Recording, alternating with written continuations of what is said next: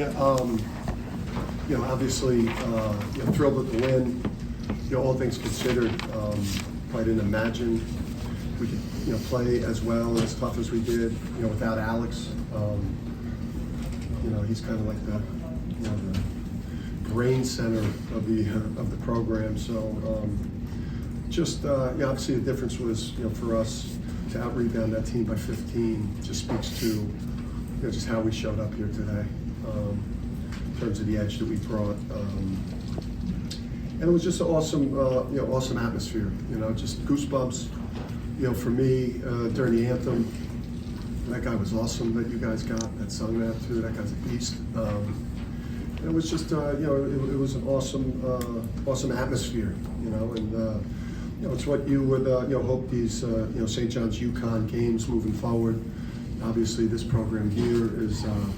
Well on its way, to competing at the top of our league, and there's going to be some great battles over the course of the next couple of years here. So, certainly look forward to it because, a great St. John's team at MSG is, it's great for the Big East and it's great for college basketball. Dan, you said Steph had sort of a coming out party against Providence tonight. To do it today on this stage in Madison Square Garden, to play like he did, even playing some minutes at the 5 there. Yeah.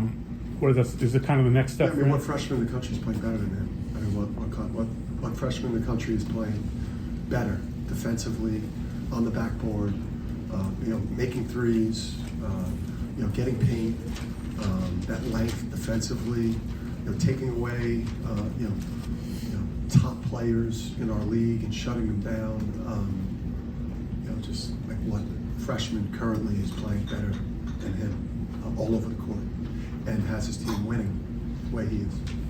We've got here, and then Dan, you talked about your championship DNA before. How did that kind of play into today's win? Yeah, I think sometimes when you have players out, it's similar to the first time we played him without Donovan.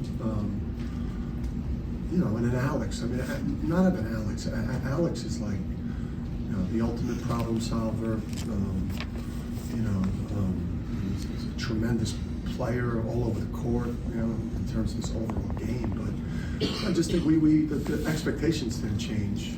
I think just we expected to win today. Our whole build up to this game, thinking we weren't going to be in, was going to do the same thing that we did when Donovan was out, Steph was out, different parts of the year, and find a way to win. And I think when you're not where our program's at right now, you have a big player out of the game, you kind of like start making excuses. It's okay if we lose, we're missing some. Hell no. Came here to win. Coach Hurley, Joel Soriano, last time you guys played, he put up 14 and 11 boards. Today he had 6 points and 4 boards, so it was kind of like the difference maker from last time to today, kind of adjusting to him. I mean, Donovan was back, that helped a little bit, but we kept them off the glass. I mean, to keep that team to 6 offensive rebounds, 2 of which were dead ball. They're like, just total monsters on the glass. So, I think we were more disruptive defensively. I thought we pushed him out of the scoring area a little bit, which made it tougher for him to get it in his spots. And then we sunk in on guys that we thought, weren't three-point shooting threats to make it harder to throw it in. Okay, we've got here, then we've got Dana. Okay, and then we got you. Dan, when did you know that Alex wasn't going to be able to go tonight or today? And what was that like deciding that? I kind of knew, and I think we were realistically shooting for Tuesday. I think we were hoping for some type of miraculous recovery today. I think that was probably maybe about an hour and a half before the game. Dave?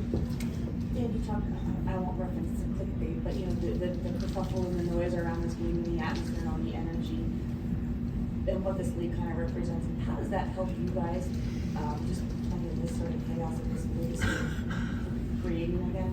Yeah, I mean, it's a fascinating league. It's you got Rick Pitino coaching, and comes into this league, and we already have all these incredible coaches that have coached in Final Fours, national championship coaches, national coaches of the year, like Cooley and stuff. I mean, Sean Miller. I mean, it's like a Shaka, Dad Mata. I mean, it's like unbelievable coaching league to be in. And, you know, like some of the stuff that we do, we piss each other off, you know, like recruiting sometimes, you know, you don't like the way somebody recruited a player and you hold on to that shit. And then, you know, same thing with like in game, you know, I like how I coach with the refs, with the emotion. You know, it causes friction, and I think it's good for Kyle. You know, I think it's good. I think it brought a lot of interest into this game. It packed this arena, and I'm sure a lot of people watched. Just follow up, we talked about just your emotions, not necessarily liking how you work the game and whatever. One would argue that in his heyday it was similar. Has that ever occurred to you? Yes, I watched them. I mean, I watched them. I tried to emulate, you know, some things that he's done in his career, just like you study all the great coaches. So, you know, whatever, man. I don't think we're going to become best friends this summer. You know, like Big East meetings. I mean, I don't know. I don't golf, so I'm not going to probably become best buddies, but. You know, I respect the hell out of it. All right, we got here and then we got up front.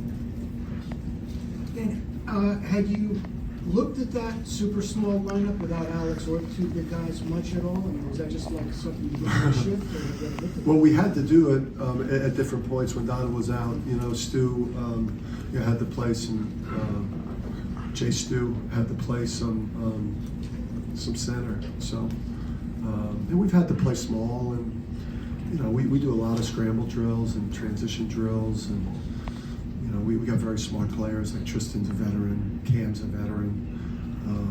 You know, so we got Haas has played a lot of games. So the people that were out there, kind of around that, were able to, you know, really self-correct on their own. Yeah. You mentioned St. John's is well on its way. Just what did you see from them today, maybe compared to the first meeting? Yeah, I mean, that's going to be a hard team to beat any night.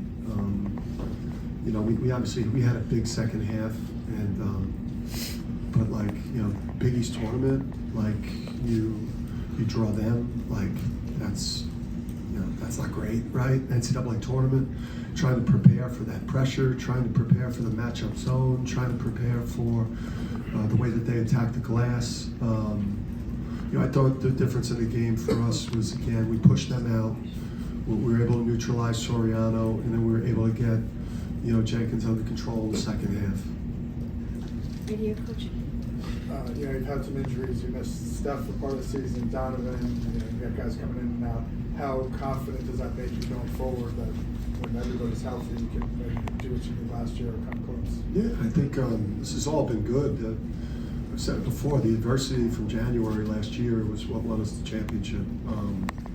Just being able to stay together and learn from how we were all screwing it up. And now there's just a confidence that the team has. Obviously, you get the residual from the championship, and then you're 20-2 with having, you know, your three of your very best players. We got 5 tremendous starters, and obviously the bench is great. But you know, we haven't lost a game this year at full health. Obviously, the Seton Hall game wasn't going great.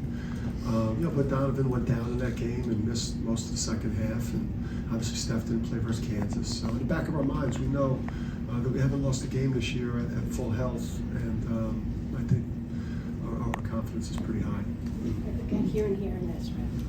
Dan mentioned the problem solving for Alex. Without him today, the guys that were there, did you notice any problem solving from them in their own ways, trying to make up for that? Yeah, I thought Tristan today was just so tough and engaged, and it was probably his best game communicating and leading, because he saw that void from Alex, and you know, he led huddles.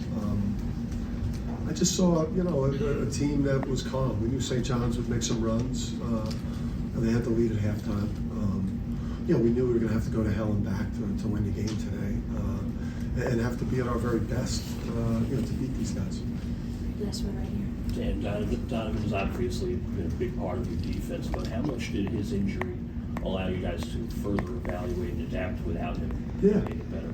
It got into our depth. It forced me to play people that maybe, you know, as coaches, you know, we want to play the vets, and especially early in the season. You know, you were a little tight in terms of stretching the rotation. So just solo ball and Jalen Stewart and getting those guys minutes, and obviously Sampson, getting a bunch of minutes and getting a lot of experience. And again, the adversity, man, and being able to still win while we were going through that adversity, I think has brought this team to a confidence level that's approaching where we were last year at some key points.